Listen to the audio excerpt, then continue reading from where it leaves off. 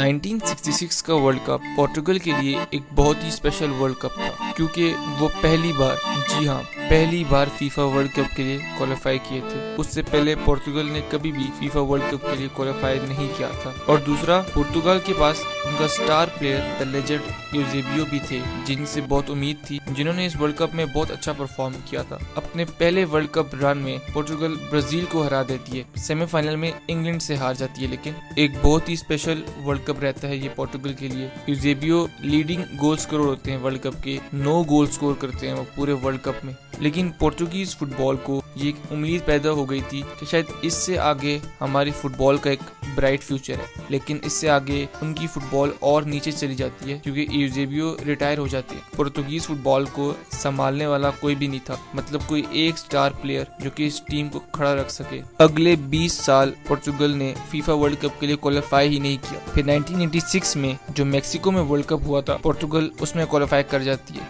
लेकिन इतनी बुरी परफॉर्मेंस रहती है कि ग्रुप स्टेज से ही वो बाहर हो जाते हैं। एक 16 साल का वेट फिर आता है और 2002 में पोर्टुगल की टीम, जो कि बहुत अच्छी नजर आ रही थी क्योंकि उनके पास स्टार प्लेयर्स थे उस वक्त के, जैसे कि लुइस फिगो, रूई कोस्टा, लेकिन फिर भी पोर्टुगल बहुत बुरा परफॉर्म करती है उस वर्ल्ड कप में। पुर्तगाल यूएस और साउथ कोरिया से ग्रुप स्टेज में ही हार जाती है। एक बहुत ही हार्ट ब्रेकिंग मोमेंट होता है ये, क्योंकि पुर्तगाल के लेजेंड्स इस गेम में खेल रहे होते हैं। अब यहाँ पर हम रुक जाते हैं। मैंने अपने चैनल पे कभी भी स्पोर्ट्स के ऊपर कोई वीडियो नहीं बनाई, हमेशा जियोपॉलिटिक्स, रियल इश्यूज पे वीडियो बनाई है। लेकिन जब से मैंने फुटबॉल देखना शुरू किया, क्रिस्टियानो रोनाल्डो को मैंने अपना हमेशा आइडल रखा बचपन से। काफी साल अब गुजर चुके हैं और जो लोग सुन रहे हैं यकीनन उनकी भी यही स्टोरी होगी कि रोनाल्डो उनको फुटबॉल की तरफ ले आया अपने स्टारडम की वजह से। रोनाल्डो ने अपने इंडिविजुअल करियर में बहुत सी अचीवमेंट्स हासिल की है। 2008 में मैनचेस्टर यूनाइटेड से चैंपियंस लीग जीती, फिर रियल मैड्रिड के साथ 4 चैंपियंस लीग जीती, यूएफए चैंपियंस लीग का लीडिंग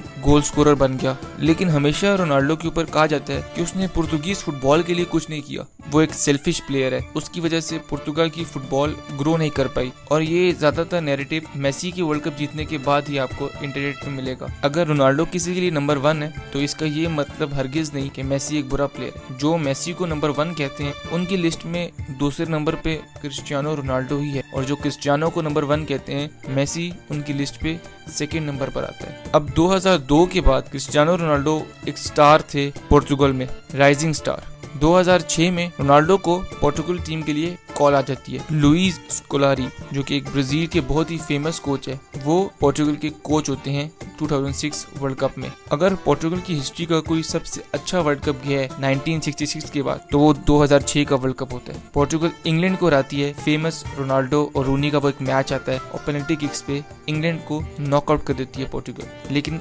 सेमीफाइनल में अनफॉर्चुनेटली फ्रांस के अगेंस्ट 1-0 से डिफीट हो जाती है और पोर्टुगल वर्ल्ड कप से बाहर हो जाती है। लेकिन इसके बाद ये नहीं कि दोबारा कुछ 16 साल का वेट आया हो जैसे कि पहले आता रहा है। रोनाल्डो 2010 में पोर्टुगल को लीड करते हैं। 2014 के वर्ल्ड कप में बहुत बुरा कैंपेन रहता है पोर्टुगल का। ग्रुप स्टेज में जर्मनी से 4-0 हार जाते हैं और ग्रुप से ही बाहर हो जाते हैं। और फिर आता है 2018 का वर्ल्ड कप। पोर्टुगल का पहला मैच होता है स्पेन के साथ, वो मैच 3-3 से ड्रॉ होता है। पोर्टुगल उसके बाद मोरक्को से जीत जाती है और ईरान से लेवल हो जाता है मैच। लेकिन राउंड ऑफ 16 में उरुग्वे 2-1 से पोर्टुगल को नॉकआउट कर देती है। बहुत से रोनाल्डो फैंस का एक हार्ट ब्रेकिंग मोमेंट होता है वो, जब पोर्टुगल उसको लेवल नहीं कर पाती उरुग्वे के खिलाफ। और फिर आता है 2022 का वर्ल्ड कप, एक ऐसा वर्ल्ड कप जिसने शायद हम सब रोनाल्डो फैंस को बहुत ज्यादा होप दे दी थी।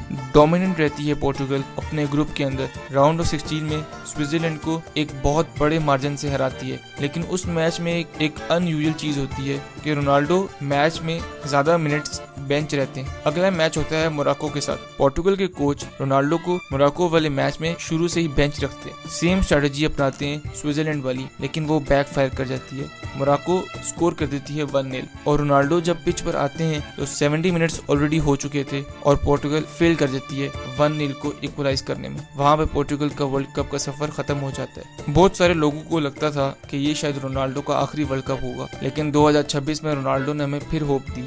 लेकिन इस बार हमें नजर आया कि उसकी एक एज हो चुकी थी और ये भी उस प्लेयर की ग्रेटनेस है कि वो इस एज में भी इतना अच्छा खेलते हैं। कॉन्गो वाले मैच में हर किसी ने उसको टॉन्ट किया कि रोनाल्डो इज फिनिश्ड, लेकिन उज्बेकिस्तान वाले मैच में 2 गोल मारे और अपना कम बैक किया। स्पेन के खिलाफ पोर्टुगल 90 मिनट्स में अनलकी रही और पोर्टुगल आउट हो गई। क्या रोनाल्डो ने पोर्टुगल के लिए कुछ नहीं किया? ये वही पोर्टुगल है जो कि स्ट्रगल करती थी क्वालिफाई करने के लिए, और आज शायद दुनिया का best left back Nuno Mendes उसी पोर्टुगल से है। दुनिया की बेस्ट मिडफील्ड पोर्टुगल के पास। एक इंसान ने पूरी कंट्री की फुटबॉल, पूरी कंट्री को इंस्पायर कर दिया।